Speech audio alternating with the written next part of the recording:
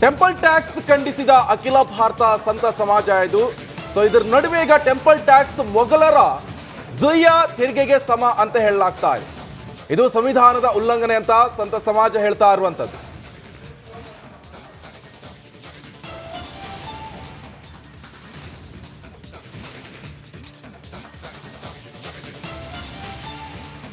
ಇನ್ನು ಸರ್ಕಾರದ ವಿರುದ್ಧ ಕೂಡ ಸ್ವಾಮೀಜಿ ಜಿತೇಂದ್ರಾನಂದ ಸರಸ್ವತಿ ಕಿಡಿಕಾರ್ತಾ ಇದ್ದಾರೆ. ಇದು ಧಾರ್ಮಿಕ ಸ್ವಾತಂತ್ರ್ಯದ ಹರಣ ಅಂತ ಸ್ವಾಮೀಜಿ ಅವರು ಆಕ್ರೋಶವನ್ನು ಹೊರಹಾಕ್ತಿದ್ದಾರೆ.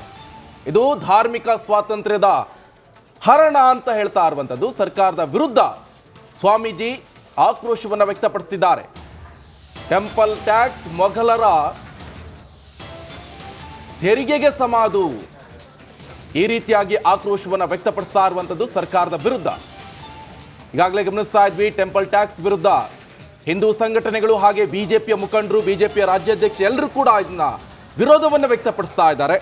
ಇದ್ರ ಜೊತೆಗೆ ಈಗ ಸಾಧು ಸಂತರು ಕೂಡ ವಿರೋಧವನ್ನು ವ್ಯಕ್ತಪಡಿಸ್ತಾ ಇರುವಂಥದ್ದು. ಸರ್ಕಾರದ ವಿರುದ್ಧ ಸ್ವಾಮೀಜಿ ಜಿತೇಂದ್ರಾನಂದ ಸ್ವಾಮೀಜಿ ಅವರು ಆಕ್ರೋಶವನ್ನ ವ್ಯಕ್ತಪಡಿಸ್ತಾ ಇರುವಂಥದ್ದು. ಮಸೀದಿಗೂ ಹಾಕ್ತೀರಾ ಹಾಗಾದ್ರೆ ಟ್ಯಾಕ್ಸ್?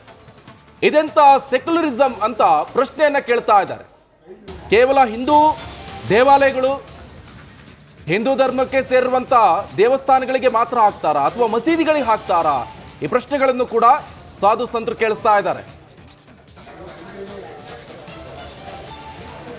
ಈಗಾಗಲೇ ಗಮನಿಸ್ತಾ ಇದ್ವಿ, ಸಾಕಷ್ಟು ವಿವಾದಗಳನ್ನ ಎಬ್ಬಿಸ್ತಾ ಇರುವಂತದ್ದು ಈ ಟ್ಯಾಕ್ಸ್ ವಿಚಾರ. ಯಾಕಂತ ಹೇಳಿದ್ರೆ ಈಗಾಗಲೇ ನೋಡ್ತಾ ಇದ್ವಿ ನಾವು, ಸಾಲು ವಿವಾದಗಳನ್ನ ಹುಟ್ಟು ಹಾಕ್ತಾ ಇದೆ ರಾಜ್ಯ ಕಾಂಗ್ರೆಸ್ ಸರ್ಕಾರ.